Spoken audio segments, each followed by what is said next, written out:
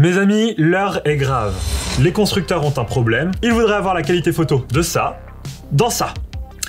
Mais c'est pas possible.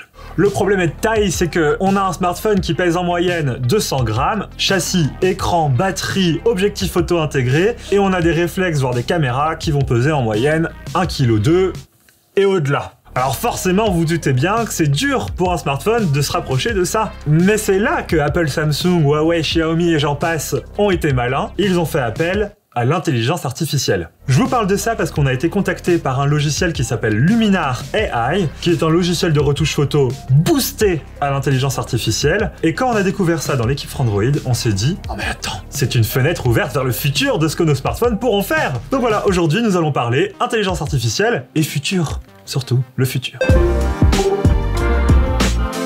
Bon, je vais pas me faire le relou parce qu'on le sait un peu tous. Aujourd'hui, dans nos smartphones, que ce soit avec le mode HDR, le mode nuit, le mode portrait, les espèces de filtres beauté sur le visage, les ultra grands zooms, on sait que l'intelligence artificielle intervient pour faire en sorte que les petits capteurs qu'il y a dans nos smartphones puissent rendre une photo qui pourrait ressembler à celle d'un réflexe. Et donc j'ai mis à profit mes week-ends et mes pauses déj, etc.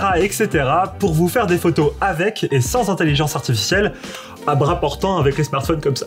On va donc les comparer ensemble et à l'aveugle, j'ai un peu tout mélangé avec et sans intelligence artificielle pour voir quelles sont les différences et comment l'intelligence artificielle agit sur les photos de nos smartphones.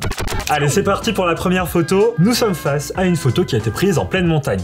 Alors là, la grande question, et vous me direz dans les commentaires si vous réussissez, c'est de savoir quelle photo des deux a profité de l'intelligence artificielle. J'en profite pour donner l'info, cette photo a été prise avec un Galaxy S10. Tout d'abord, on voit très clairement que la photo numéro 2 est plus saturée que la photo numéro 1. Ensuite, si vous regardez dans les rochers à droite dans la montagne, les contours, la netteté et tout ce qui fait les détails de mon image, ils ont été renforcés. On a un sentiment de relief beaucoup plus présent sur la photo numéro 2.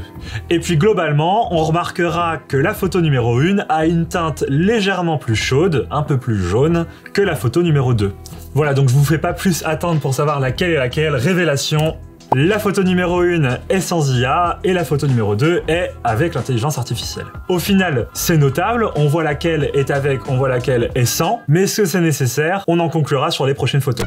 Allez, photo suivante, et maintenant ce sont des oranges qui étaient posées comme ça, en bas de la rue, chez un maraîcher. Là, je commence à soupçonner que sur la photo numéro 1, l'intelligence artificielle est passée dessus. Regardez-moi la couleur orange de mes oranges. Sur la photo numéro 1, quand vous regardez un peu dans les ombres des oranges, il y a presque du rouge. Alors que sur la photo numéro 2, on garde quand même des teintes un peu jaunes, orangées.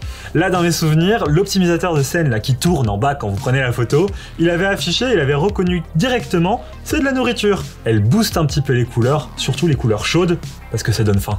Allez, révélation. Et donc c'est bien la photo numéro 1 qui est avec intelligence artificielle. Mais en réalité, on va pas se mentir, nous à l'œil nu ce qu'on voit c'est juste un boost de saturation et de contraste et je pense qu'on va encore le constater sur la troisième photo. Allez, dernière photo, nous sommes sur une photo qui a été prise en pleine rue et de jour avec un ciel maussade. C'est la période. Si vous regardez bien, la photo numéro 2 est légèrement plus chaude que la photo numéro 1. Regardez également le rouge du logo métro. Sur la photo numéro 1, il est plus saturé que sur la photo numéro 2. D'ailleurs, pour info, c'est le très récent Xiaomi Mi 11 qui a pris cette photo, qu'on a noté 9 sur 10. Bon allez, sans plus attendre, je vous révèle quelle photo est avec et l'autre sans IA.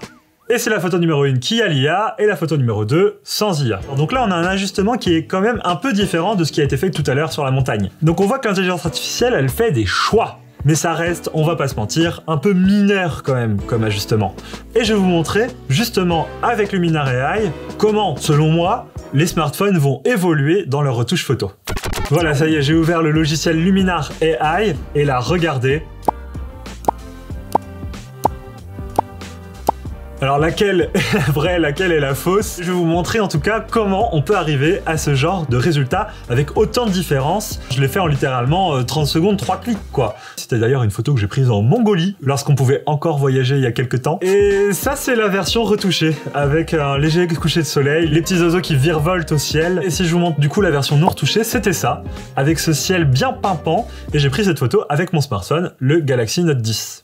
Donc là, je vais vous présenter un peu l'interface du logiciel, parce que pour le moment, ça reste sous forme de logiciel, mais je pense que justement, dans les prochaines années qui arriveront, dans les évolutions de nos smartphones, tout ça, ça risque d'être intégré naturellement, de manière transparente, quand on prendra des photos avec notre smartphone. C'est pour ça que je vais vous montrer ça, parce que c'est l'avenir. Dites-vous que là, vous êtes un peu comme un médium, vous voyez l'avenir là. Quand vous importez votre photo sur le logiciel, il vous propose automatiquement des filtres, mais complètement adaptés à la photo. C'est-à-dire que là, il y a l'intelligence artificielle, reconnaissance de scène, reconnaissance d'objets, etc. Vous voyez, il me propose en premier les paysages, les couchers de soleil, les ciels chargés, etc. Là, je vais vraiment être jusqu'au boutiste, hein, parce que c'est pas forcément ce qu'on veut quand on prend une photo de la montagne, mais je vous montre jusqu'où on peut aller. Je clique sur les filtres couchers de soleil, et je me dis, je veux lui donner un petit air de Toscane. Je clique sur l'effet Toscane, et regardez-moi ça. En temps réel, ça a été vraiment, le clic a été tellement rapide, le ciel a été détouré.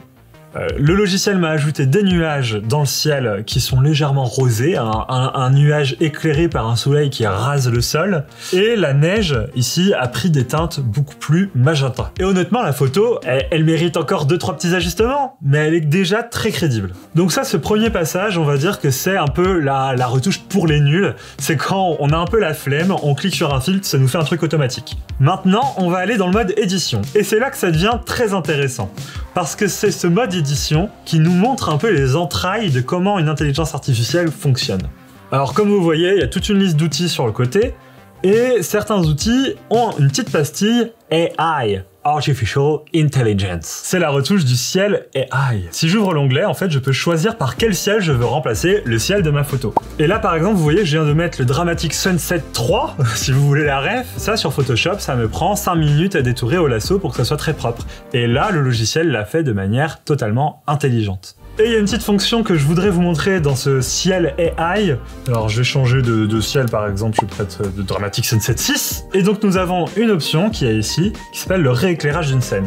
L'éclairage va se modifier selon le ciel qu'on a voulu ajouter. Vous voyez tout de suite que la montagne se fond beaucoup plus dans les couleurs du ciel quand j'active cette fonction rééclairage d'une scène. Il y a aussi une autre fonction qui est assez marrante qui s'appelle ciel augmenté AI. Alors là, c'est pour ajouter des objets dans le ciel. Donc là, pour la blague, vous allez voir, je peux ajouter un objet. Donc un objet, ça peut être n'importe quoi. Et là, j'ai mis une girafe.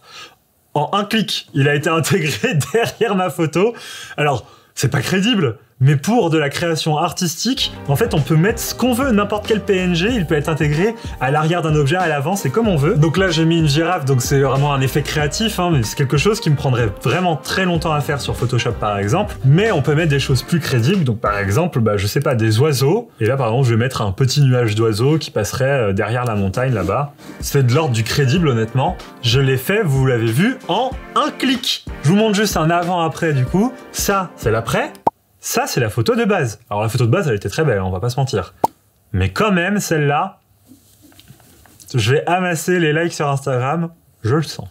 Allez, je vais changer de type de photo, je vais mettre une photo qui a été prise en mode portrait, et je vais tester de voir s'il arrive à reconnaître le ciel, s'il arrive à le changer. Je vais mettre un blue sky, il l'a reconnu. Par contre, il y a un petit souci, c'est que le ciel est net, du coup, derrière. Mais, je vais dans les réglages avancés, et je peux défocaliser le ciel, le rendre flou. Ça fonctionne, les gars. Et là, regardez si je passe à un Dramatic Sunset, par exemple, un truc de ouf déjà, et je peux rééclairer la scène avec le ciel, et regardez-moi comment les couleurs changent pour se matcher avec les couleurs du ciel. Bon, maintenant, ce que je voulais vous montrer, c'est la catégorie de retouches AI portrait. S'il y a des retouches que je trouve plutôt cool, c'est les retouches des yeux et de la bouche. Il y a une retouche qui s'appelle l'éclat de l'iris. C'est comme si j'avais un petit spot lumineux qui s'était concentré dans l'iris. Vous voyez là, mes yeux ressortent tout de suite, j'ai un regard plus perçant. En ce qui concerne la bouche, on peut gérer la saturation des lèvres et carrément mettre une sorte de rouge à lèvres. En fait, ce qui est ouf, c'est que je n'ai rien eu à sélectionner pour qu'il fasse la retouche de manière automatique. J'ai juste à cliquer rouge à lèvres. Le rouge à lèvres a été appliqué de manière plutôt précise, quoi. Je vous montre le avant-après quand même, parce que c'est assez sympa. Avant, après, avant, après. Allez, dernière photo. Là, c'est une photo qu'on a vue tout à l'heure. Et je voulais tester la manière dont il allait détourer toutes les petites branches pour changer le ciel à l'arrière. Moi, sur Photoshop, je me lance pas là-dedans. Donc, regardez la photo telle qu'elle est actuellement. Et là, je vais activer un ciel bright blue classique, quoi. Regardez-moi ça, comme les branches sont parfaitement détourés. Je vais pousser un peu l'exposition pour que ce soit plus crédible. Ah, là, regardez en bas, il a chopé un peu de l'immeuble pour mettre dans le ciel, et c'est pas 100% réussi, mais quand même, c'est... Attendez, je mets un autre. Regardez-moi ça comme c'est beau, mais c'est beau, j'ai aimé faire ça. Franchement, c'est l'avenir, les gars, c'est l'avenir total. Là, ce que je veux montrer, c'est qu'en 2 clics, vous voyez que l'intelligence artificielle arrive à détourer, remplacer, améliorer, booster certaines couleurs et pas d'autres. Enfin là, il y a vraiment des choix qui sont faits pour donner du cachet à ma photo. Ça c'est ce qu'on appelle un optimiseur de scène, mais genre c'est la V2, V10 de ce qu'on a comme optimiseur de scène sur nos smartphones aujourd'hui. C'est une fenêtre ouverte sur le futur de ce qu'on aura dans nos smartphones demain. Voilà, j'en ai fini avec ma petite démo du logiciel Luminar. Il est disponible sur Mac et PC si vous voulez vous le fournir. D'ailleurs, si vous voulez avoir ce logiciel, dans la description, vous pourrez avoir un code promo Frandroid en majuscule qui vous donnera 10 € de réduction. Merci d'avoir regardé cette vidéo. D'ailleurs, n'hésitez pas à nous dire dans les commentaires si vous avez d'autres sujets sur l'intelligence artificielle que vous voulez qu'on traite. Je le ferai avec plaisir. Je remercie encore une fois Luminar de nous avoir permis d'avoir accès à ce logiciel pour pouvoir vous faire cette démonstration. Et moi, je vous dis vive la technologie, vive la vie, vive les photos. À bientôt.